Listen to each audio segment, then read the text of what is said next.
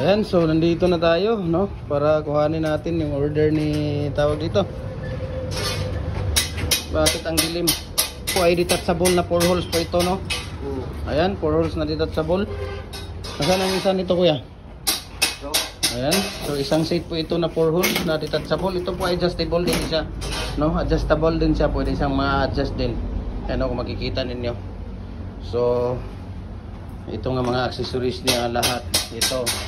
Ayan, so adjustable po yan na ano natin na 4x4 by 8 feet na 4 holes na detachable na pinch concrete post molder or dragon fruit post natin. Ayan, so nandito yung machine. Ito yung pinapanatan ni Kuya Mimer, 5.5 daw ito, 3 piraso.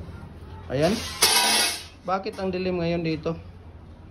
Okay, so nandito na tayo. Ayan, balikan natin dito dahil maliwanag na.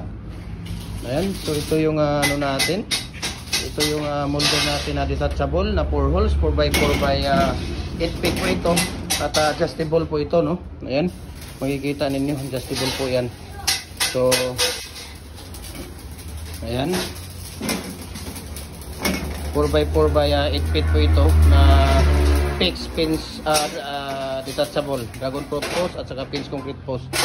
Tapos dito mayroong electric hollow blocks machine na binabanatan ni Kuya Mimer. Ayan si Kuya Mimer, ihi lang daw ang pahinga nito. Iwan ko lang kung totoo. Ayan, ihi kuya, ihi na lang ang pahinga. Ha? Ihi na lang daw ang pahinga. Hindi natin alam kung nagsasabi ng katotohanan. Balikan natin dito si Kuya Ray. Tutay na, tinago na yung mga nandyan kahapon na nasana. Yung double ko, kuya, kasama pa naman yan dyan sa detachable, kuya. Anong wala? Kailangan yung double sa detachable natin. Magkasama yan sila sa bagahe. Ayan. So, balik tayo dito. Ang dami naman ditong machine na ano to, for repair. Ha?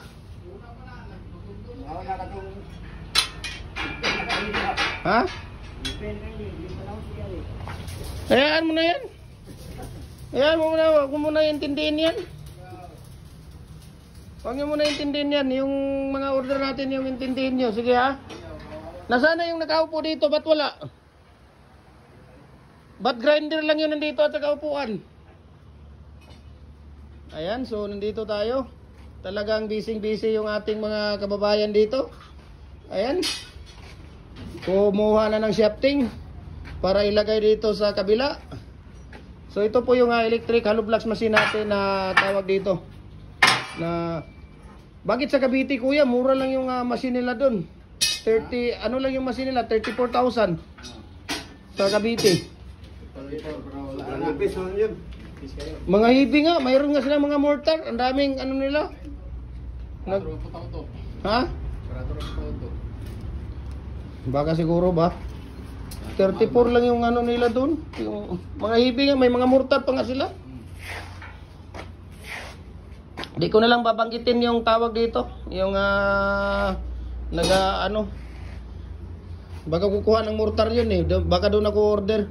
Pati ka gumagawa mortar, kuya? Pero alam natin yan gawin? Ha? Hindi, meron tayong design. Pag mag-order tayo ng isang design, makuha mo na yun, di ba? Ha? Hindi na mapas, na gano'n kayo. Mortar? So, kailangan natin maglalagay ng mortar. Ito yung mga accessories natin. Kaibigan mo. Doon sa kabila. Sa kabila. Ayan, kung makikita ninyo dyan si Kuya. Di ba? Kailan ito matapos, kuya? Wednesday pa rin. Ha? Wednesday. Next week, Wednesday? Tapos ako, magkakuha ko na ang kailan ako magkakuha sa'yo ng natira na 5. Tapos yung double. Saturday. Sa Saturday, kuya.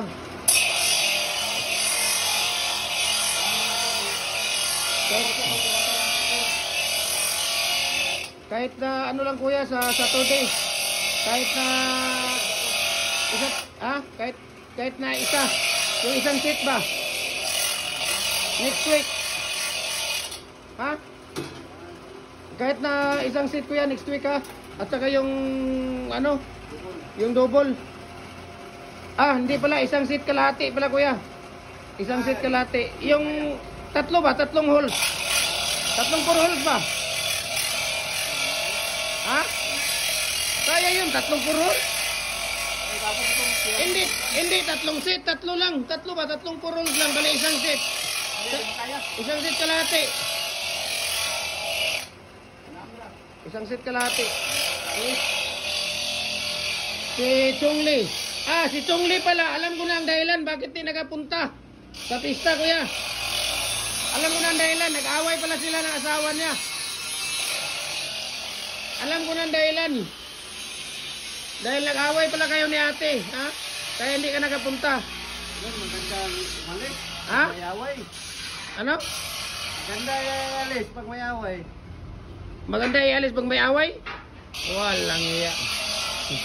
Ayan. Okay, so ito yung detachable natin. So, nasaan na yung kasama mo rito? Ha? May binili? May binili pa daw yung kasama niya. Ayan, oh. Tingnan natin, ha. Yung machine natin.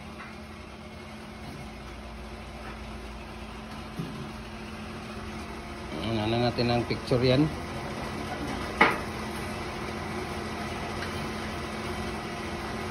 Okay. Tapos dito, ito yung mga accessories niya, no? Kukuha na din natin ng picture. Okay.